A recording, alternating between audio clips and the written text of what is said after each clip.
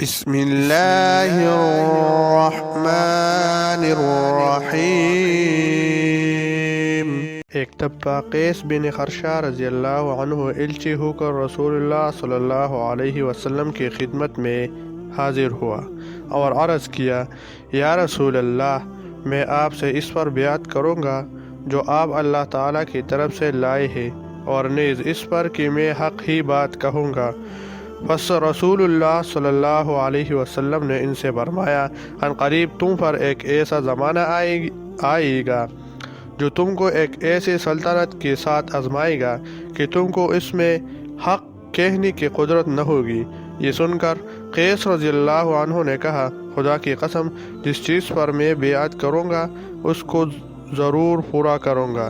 اس کے بعد ان حضرت صلی اللہ علیہ وسلم نے فرمایا، اس وقت تم کو کوئی شخص ضرر نہیں پہنچا سکتا۔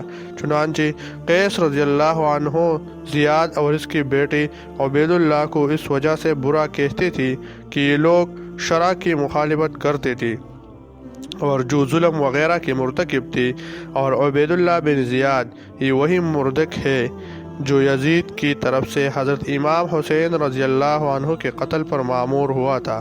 بس عبید اللہ بن زیاد مذکور کو بھی یہ خبر پہنچی، چنانچہ اس نے قیس رضی اللہ عنہ کے پیچھے آدمی بھیجا اور اس نے ان کو ابن زیاد کے سامنے حاضر کیا، اور اس نے قیس رضی اللہ عنہ سے کہا، تم ہی وہ شخص ہو کہ اللہ اور اس کے رسول پر بہتان لگاتے ہو؟ قیس رضی اللہ نے کہا، نہیں، لیکن اگر تو چاہے تو میں اس کا تجھے بتلاؤں جو اللہ اور اس کے رسول پر افترا کرتا ہے۔ ابن زیاد نے کہا، مجھے بتلاؤ، وہ کون ہے؟ پس قیس رضی اللہ عنہ نے کہا، وہ شخص ہے جس نے کتاب اللہ اور سنت رسول پر عمل کو ترک کیا۔ ابن زیاد نے کہا، وہ کون ہے؟ قیس نے فرمایا، وہ تم ہو اور تمہارا باپ، اور جس نے تم دونوں کو لوگوں پر امیر مقرر کیا ہے، یعنی یزید۔ اس کے بعد ابن زیاد نے کہا، تم ہی یہ گمان کرتے ہو کہ تم کو کوئی شخص ضرر نہیں پہنچا سکتا؟ قیس رضی اللہ عنہ نے کہا، ہاں۔ ابن زیاد نے کہا، آج تم کو معلوم ہو جائے گا کہ بے شک تم جھوٹے ہو۔ اس کے بعد اس نے حکم دیا کہ جلاد کو لاؤ، چنانچہ لوگ گئی تاکہ اس کو لائے۔ قیس رضی اللہ عنہ نے فرمایا، بخدا تو مجھ کو کسی طرح ضرر نہیں پہنچا سکتا ہے۔ یہ کہہ کر اس کے سامنے قیس رضی اللہ عنہ زمین کی طرف جھکے۔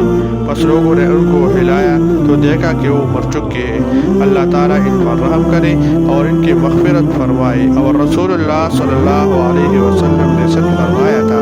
ایک مرتبہ قیس کعب احبار رضی اللہ عنہما کی ہمراہ ہوئی اور دونوں صاحبوں نے سفر کیا حتیٰ کہ مقام سفین تک پہنچے۔ پس کعب رضی اللہ عنہ کھڑے ہو کر تھوڑی دیر غور کرنے لگی، پھر انہوں نے فرمایا، لا الہ الا اللہ، یقیناً زمین کے اس مقام اور ٹکڑے میں مسلمانوں کے خون اس قدر بہائے جائیں گے کہ زمین کے کسی ٹکڑے میں اس قدر خون نہ بہایا جائے گا۔ یہ سن کر قیس رضی اللہ عنہ غصہ ہوئی اور فرمایا، اے ابا اسحاق، آپ کو یہ کس نے بتلایا؟ اور یہ امر تو غیب کی وہ بات ہے جس کو اللہ تعالیٰ نے اپنے علم کے ساتھ مخصوص فرمایا ہے۔ پس کعب رضی اللہ عنہ نے فرمایا، ایک بالشت برابر زمین بھی ایسی نہیں ہے کہ اس تورات میں جو حضرت موسیٰ بن عمران علیہ السلام پر نازل ہوئی تھی نہ لکھا ہو کہ یوم قیامت تک اس حصہ میں یہ واقعہ ہوگا، یعنی ہر وہ واقعہ جو قیامت تک ہوگا اس کی وقوع کا مقام تورات میں لکھا ہوا ہے۔